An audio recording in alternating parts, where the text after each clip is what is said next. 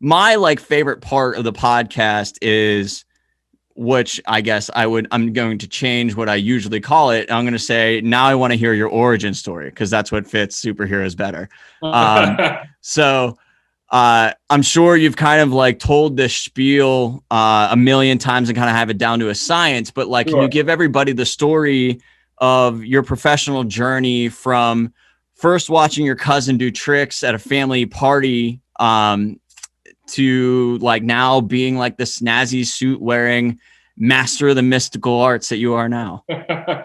I will say it has been quite a journey since I was a 9-year-old, 9-year-old kid seeing magic in my living room and at a birthday party and begging my mom. The origin really began with my mom and dad. Was with seeing magic live. Because at that point I had seen David Copperfield on television and I understood who a magician was, but I didn't see it live, right? And then when you see the birthday party magician and he makes the rabbit appear or the dove appear, but it's in front of your face, it's not on television, it's a different experience, and that experience really changed me, because I came home and I said, Mom, I want to learn how to do that. Like I need that. And so they didn't have that answer. They're not magicians. They didn't understand. They're like, what do we do with this? It's a phase, probably, right? It's going to be a phase. So how about a bike, Lee? You want a bike? We'll get you a bike. Bike would be great. You want to be a magician? This could be an interesting one. Okay. So they took me to the Carnegie Library in Homestead. I was in there and I checked out some books, magic books, came home, read them. I was the kid underneath the sheet with the flashlight, reading magic books when I was 10. And I admitted I would learn one. I would run downstairs and I would try to do it for my mom or dad. Of course, I would screw it up, and they would say, "Oh, go do it." And it was that process of. But the minute I got something, like I remember the minute like I did a trick and I came downstairs and I really did fool my parents with it, and they didn't know how it was done, and I was like. Like that's like that moment, like, oh my God, like I know something adults don't. Like Is that what sucked you in, like actually nailing that first having one? That power to mess with adults. Like screw, performing magic tricks for my sister, I could care less. Doing magic tricks for adults, I was hooked. Yeah. Because I was obsessed with fooling them. So that's an interesting concept. Like it was a power thing in a real way. Right. It was, I knew something that these people that were on planet Earth 3 times longer than me or 4 times longer than me had no clue. It was like, you're supposed to be the smartest person in the room, and yet you don't know how I'm doing this. And I became obsessed with that idea. Always, if I know this, I'm the smartest guy in the room. Boom, I can do this. Boom, boom, boom. And then it became almost like a challenge as the career went on. It was like, oh, perform for MIT students? Bring it on. Let's get weird. Like, come on, smarty pants. Like, let's see how smart you are. And it's fun. It is always fun performing for like super smart people or doing stuff for like CMU, where they're going like there's these brains are very, very smart people, and you're frying them and they have no clue. And then you're going, yeah, that's the power of magic. It can work on anybody. Anyone is susceptible to being amazed and being fooled. And I think it's a common thread that we all share.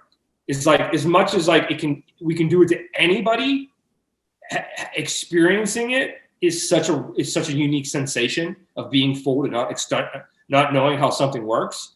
And like I said, like there's a line that when you cross it and you come over the Hogwarts line of being a magician, right?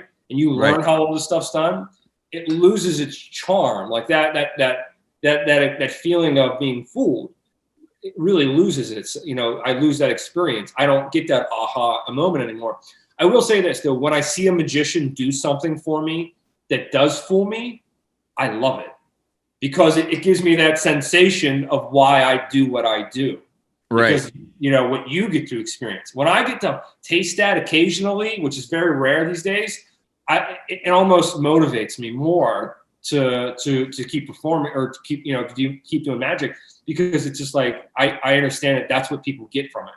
And that's so much fun. But it almost sounds like listening to somebody who's like an addict, and they're just like, they have such a high tolerance because they're in it so much, they know about it so much, like they're experiencing it so much, and like they just need that, it needs to be that much higher, you know, it needs to be that much more to get the taste.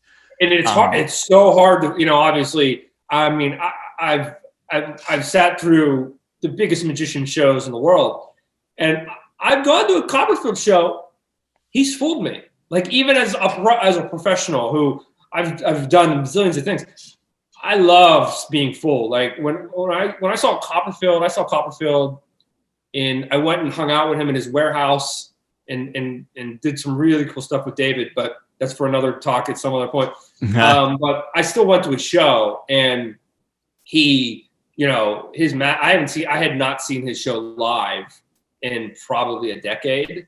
And so when there was something new in his show that I had not seen live before, and I got to see like it from beginning to end, and it fooled me. Oh my God. I was giddy. I was a little kid. Like, I was like, oh my God, David is killing it. Like, you know, that's what's so fun about the magic world. It's like, you know, being able to create the experiences, but being able to still go and see these experiences and still have a taste of it's always fun too.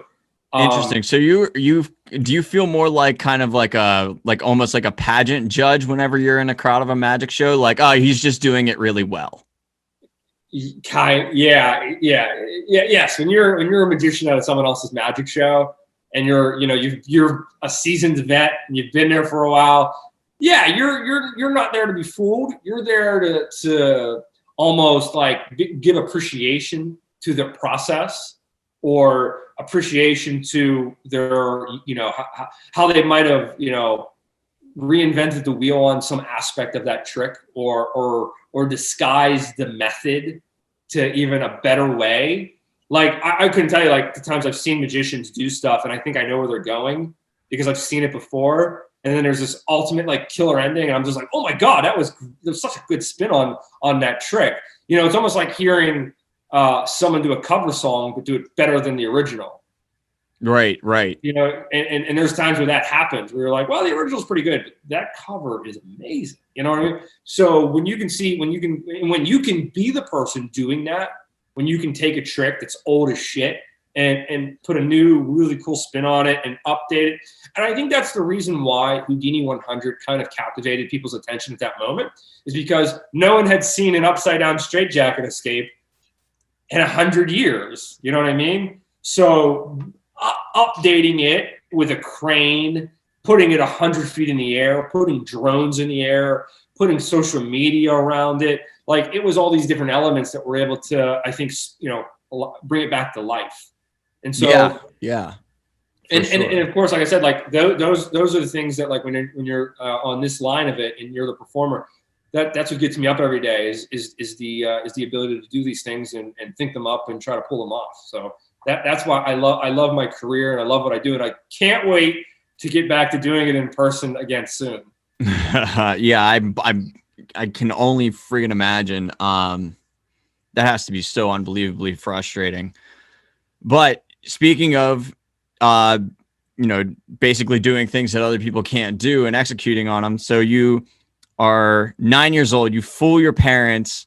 And so how does magic kind of like carry you through into like maybe your teen years? Like what's like that trajectory like? Magic, I found very quickly was the one thing that separated me from everybody else. Because it was, you know, not every kid was learning magic tricks. I was obsessed. I was doing them for my friends. I was doing them in school. I was doing them in the talent shows. And as I got older, you know, I started getting booked. You know, I was doing shows and making money. I was getting booked at restaurants. I was doing a Pizza Hut in my neighborhood every Tuesday night. I had free pizza for life. Like, you know, I always had free pizza, you know.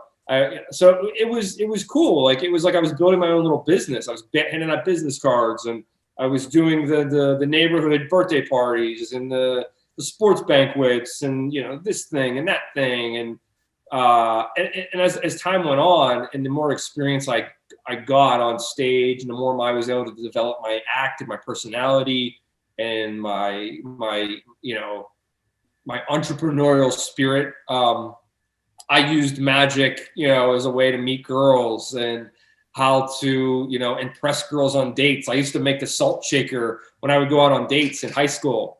I would cause the salt shaker to disappear off the table, and then it wouldn't reappear the entire date. And then the girl, whenever she would go into her house, like I would drop her off, she would go up and she would open her purse, and inside the purse would be the salt shaker from the table. And it was like, wait a minute, hey, how'd you do this? But I guarantee, like, I'll tell you this, I always got the second date. You know what I mean? I got the call. So it was a little method to the madness, and it always worked. But yes, I used my talent to put myself through college. So I went to Robert Morris University, and whenever I was enrolled there and I was learning I was getting an education, I was essentially because I'm one of the lucky people. I've never worked for anybody else my entire life.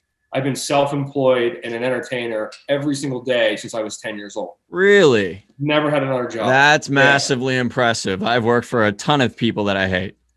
And that's the suck, right? You have to work for people to understand that you don't want to work for people sometimes, right? Yeah. And some people can go into that to working for somebody and be completely content with it, and they live happy lives. I was never going to be that guy. I was going to always be an entrepreneur. I was always going to do it myself. I was too hands-on as an artist, wanting to, really indulge myself into the talent or into the art, but also into the business. Like I loved, developing my business and my company and all the things that went into that. But I purposely did go to Robert Morris. Like I knew what I wanted to be, and I knew what I wanted to know, and I knew where I wanted to get it. And that was all at RMU. I went there specifically to learn marketing and business. And that really came from a conversation that I had with my mentor when I was 18 years old. See, when I graduated high school, we got that was the same year as 9/11. Right. So yep. When 9/11 happened, my grandfather was a Marine. So I wanted to be a Marine, and I didn't want to be a magician anymore. And so when I graduated high school, I enlisted in the military. And as I was about to ship off to boot camp and be a Marine, I had my mentor swoop in and go, "Hey man, like you're pretty good at this magic thing. It's kind of a rare talent to have. I think you'd be doing yourself a disservice." Even though I was, I wanted to be in the military, I wanted to go to war, and I wanted to serve my country. And but at that moment, they swooped in and said, "Listen, you have a future with this, and you really should reconsider." And I thought about it, and I took his advice, and I ended up not going to the military, going the college route, not liking it at first, not wanting to be there. Yeah. I actually wanted to just go be a performer, but it was their guidance that said, "No, understand this. If you can take anything out of this conversation, Lee, understand that what you are in is called show business, right? You're always going to be a magician and a performer and a showman. But if you don't have a business, you don't have a show." And the minute I connected those dots, I went, I get it. And that was when I went and learned business marketing so that I can always market myself, run a business, and continue to perform as a showman. And so that was the idea. So I went to RMU, got my degree, but I was taking the information from every class, and I was literally infusing it into myself instantaneously. And the minute I graduated from college, I got an agent, a manager, and I was essentially, I was, unleashed. Yeah. And immediately I was touring all over the country and traveling and doing this project and dedicating doing that. And I was just, I felt like I felt like I was playing catch up because I felt like I was kind of boxed in for those 4.5 years of university. And now I was finally, but I had all this information and I wanted to put it all to work. Right. And so for the next better part of 2 decades, or no, over a decade since college, I've been able to almost work in Hollywood and not have to live there.